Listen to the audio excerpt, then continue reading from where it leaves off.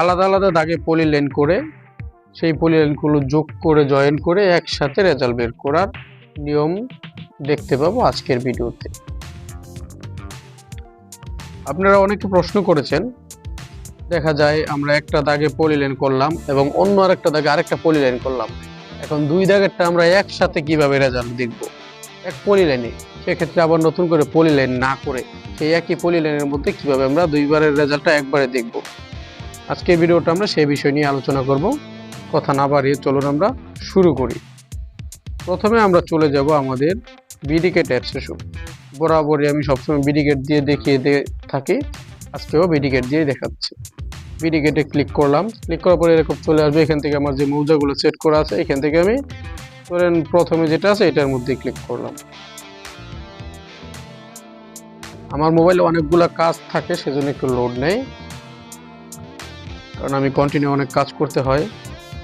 আচ্ছা, ধরেন আমি এইখান থেকে দুইটা দাগ নিয়ে নিই চতুর্ভুজ দেখে। ধরেন এইখানে এই যে 275 আর 277 এই দুইটা দাগ। এখন আমি একটা দাগে পলিলাইন করি। পলিলাইন করার জন্য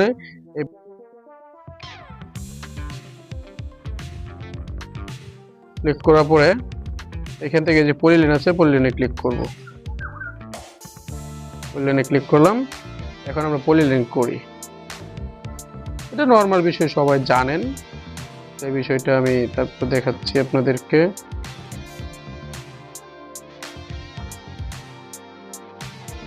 অনেক সময় জানার পরেও খেয়াল থাকে না যে কিভাবে করতে হয়, সেজন্য নতুন করে দেখানো। ধরেন এই যে পলিলাইনটা করলাম, আবার আরেকটা পলিলাইন করি আমরা। ধরেন নিচের দাগের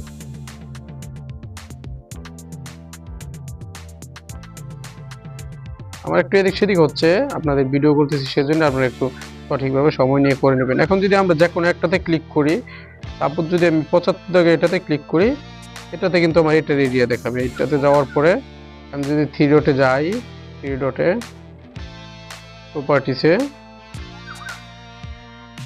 এই যে এরিয়া, এখানে 140.52 স্কয়ার ফিট দেখাচ্ছে। এক মিনিট আমরা একটু এটাকে আমরা একরে নিয়ে নিই, তাহলে আপনাদের সরাসরি শতাংশটা দেখাতে পারবো আমি। সেজন্য একরের সেটিংটা আমি একটু করে নিই, 20 সেকেন্ড সময় লাগবে।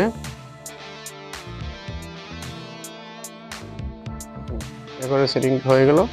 আচ্ছা, এখন যদি নিচেরটাতে ক্লিক করি, এখানে নিচেরটা কিন্তু এরকম দেখাচ্ছে, পুরো দাগেরটা দেখাচ্ছে না। তাহলে আমরা এই দুইটাকে একসাথে কিভাবে দেখবো? আমরা তো এখন চাইলে যে এটাতে 275 এ ক্লিক করলে আমাদের শুধু 275 যে 32% চলে আসছে। এই যে আপনারা দেখতে পাচ্ছেন, এই দেখেন 32%। আর যে নিচেরটাতে ক্লিক করে এটা 3টা বাহু হচ্ছে, পুরোটা হচ্ছে না। এখন দুইটা একসাথে কিভাবে দেখবো সেটা দেখার জন্য কি আসলে নতুন করে আবার পলিলাইন করতে তো একটা সময়ের বিষয়।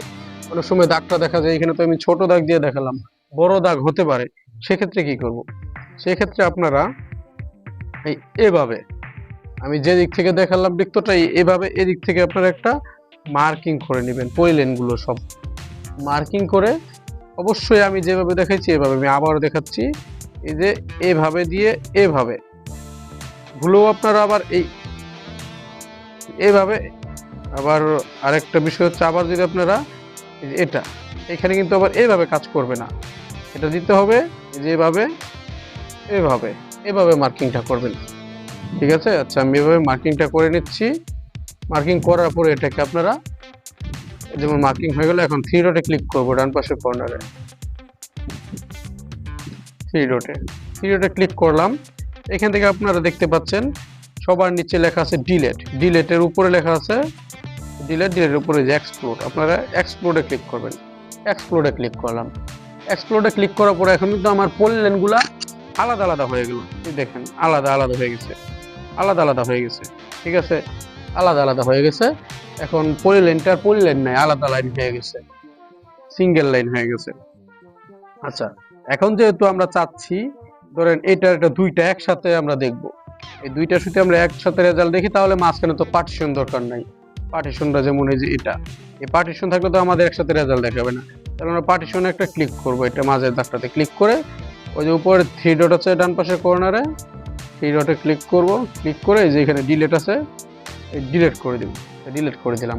ডিলিট করার পরে এখন আবার ওই যে আপনাদের যেভাবে দেখাইছি, মার্কের বিষয়টা এই যে এদিক থেকে এভাবে আবার এভাবে মার্ক করবেন। মার্ক করলাম, মার্ক করার পরে আবার যাবেন ওই যে থ্রি ডটে ডান পাশের উপরে কর্নারে, থ্রি ডটে যাওয়ার পরে এখান থেকে আমরা তো এক্সপ্লোর করে নিয়েছি, তাহলে আমরা থ্রি ডটে যেতে হবে না। এখন আমরা যাব জয়েন করতে হবে আমাদের। এটা জয়েন করার জন্য আমরা এখানে এই যে কলম বা পেন্সিলের মতো আইকন দেখতে পাচ্ছি, এটাতে ক্লিক করব। এটাতে ক্লিক করার পরে এখান থেকে যাবো যে জয়েন। এই দেখতে পাচ্ছেন উপর হচ্ছে এক্সপ্লোর, নিচে এই যে এই ক্যাম্পার ফ্লাইট বেল্টের পরে এই যে জয়েন, এই জয়েনের মধ্যে আমরা একটা ক্লিক করব। জয়েনে ক্লিক করলাম, ক্লিক করার পরে আমরা এই সবগুলো দাগ আমরা সিলেক্ট করে দিব। যে দাগগুলো আমরা সিলেক্ট করে দিব ওই পুরাটা আমাদের একসাথে লাইন হয়ে যাবে। এই যে সিলেক্ট করলাম। এখন আমরা যে বাম পাশে কর্নার উপরে টিক চিহ্ন আছে, এই টিক চিহ্নতে ক্লিক করে দেব। এখন কিন্তু আমাদের পুরাটা একটা পলিলাইন হয়ে গেছে। এখন দেখেন এই যে আমরা যদি ক্লিক করি, এই যে এখন আমরা উপরে ডান পাশে কর্নারে যদি আমরা ক্লিক করি, ক্লিক করার পরে প্রপার্টিসে ক্লিক করি, প্রপার্টিসে ক্লিক করার পরে আমরা দেখি এই দেখেন পরিমাণটা, এরিয়াতে যাওয়ার পরে যে এরিয়া এই যে কত 70% দেখাচ্ছে। এভাবে কিন্তু আমরা চাইলে পলিলাইন থেকে সিঙ্গেল লাইনে কনভার্ট করতে পারি। আবার সিঙ্গেল লাইন যদি করা থাকে সেক্ষেত্রে এটাকে আমরা পলিলাইনের রেজাল্টও দেখতে পারি। যেমন এই কিভাবে করতে পারি, ধরেন আমরা পলিলাইন করি নাই, শুধু এই যে লাইন করি। সেজন্য লাইন করার জন্য প্লাসে যাব, প্লাসে যাওয়ার পরে এখান থেকে আমরা যে লাইন কমান্ড আছে, এই লাইন কমান্ডে ক্লিক করব। ক্লিক করার পরে ধরেন এইটাতে আমরা এইখানে দেখাচ্ছি তাদের বোঝানোর জন্য, আমি দাগের মাঝখানে পরে নেই দেখতে পাচ্ছি, কিন্তু তাড়াহুড়ার জন্য, তা না হলে ভিডিওটা অনেক লং হয়ে যায়। এখন যদি আমরা এখানে যে কোনো এক জায়গায় ক্লিক করি তাহলে কিন্তু আমাদের একটা দাগ দেখাচ্ছে। এখন আমরা এটাকে আবার পলিলাইনে কনভার্ট করতে পারি কিভাবে, ওই দাগের মতো এই পেন্সিলে ক্লিক করব। ক্লিক করার পরে এখান থেকে আমরা জয়েনে ক্লিক করব। ক্লিক করার পরে আমরা সবগুলো আলাদা আলাদা করে ক্লিক করে দেবো, ক্লিক করে টিক চিহ্ন দিয়ে দেবো। এখন দেখেন আমার এটা পলিলাইন হয়ে গেছে। এখন কিন্তু আমার এটাকে যদি প্রপার্টিসে যাই 14% জমির পরিমাণ দেখাচ্ছে। এভাবে কিন্তু আপনারা চাইলে সিঙ্গেল লাইন থেকে পলিলাইন, পলিলাইন থেকে সিঙ্গেল লাইন কনভার্ট করে কাজগুলো খুব সহজে করতে পারবেন। আশা করি বোঝাতে পেরেছি। আপনাদের কমেন্ট অনুযায়ী ভিডিওটি দেওয়ার চেষ্টা করেছি। তারপরও যদি কোনো কমেন্ট থাকে কমেন্ট করবেন অবশ্যই। আর চ্যানেলটি সাবস্ক্রাইব করার অনুরোধ রইল পরবর্তীতে নতুন ভিডিও পাওয়ার জন্য। ভালো থাকবেন সবাই। আল্লাহ হাফেজ, আসসালামু আলাইকুম।